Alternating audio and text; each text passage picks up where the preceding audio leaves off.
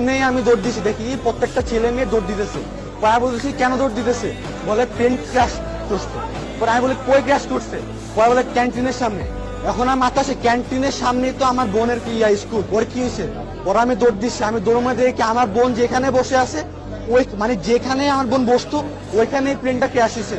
আমি পাগলের মতো খুঁজতেছি আমার বোনকে, আর বোনকে আমি পাচ্ছি না। আমি পরে দুয়ার আমি দেখি যে ক্যান্টিনের মধ্যে আমার বোন দাঁড়ায় আছে, ওর মাথা দিয়ে ব্লাড ব্লিডিং হচ্ছে, প্লাস ওর হাত পা সব খসে ফুটে গেছে।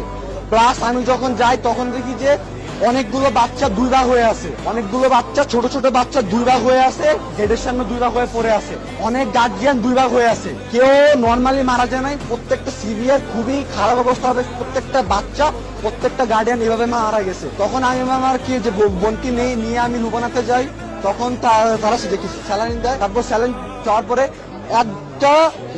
একটা নার্স তো সরি একটা ডাক্তার নাম হচ্ছিল ফারজানা, উনি আমাকে 2000 টাকা দিছে। উনি আমাকে চিনেও না, উনি আমাকে 2000 টাকা দিয়ে বলছে ধরো আব্বু। উনি আমাকে ধরা ধরে কান্না শুরু করছে, আব্বু ধরো, তুমি তোমার বোনকে নিয়ে যাও, যত যা লাগে নাও। উনি এত একজন ভালো মানুষ, উনি আমাকে অ্যাম্বুলেন্স ঠিক করে দিছে। তারপর আমি ওই অ্যাম্বুলেন্সে করে আমি আমার বোনকে নিয়ে আসছি। তখন এখান থেকে তখন তারা আমাদের ট্রিটমেন্ট করে, তারপর ট্রিটমেন্ট করে আমাদের কোর্টে টানে ক্র্যাশ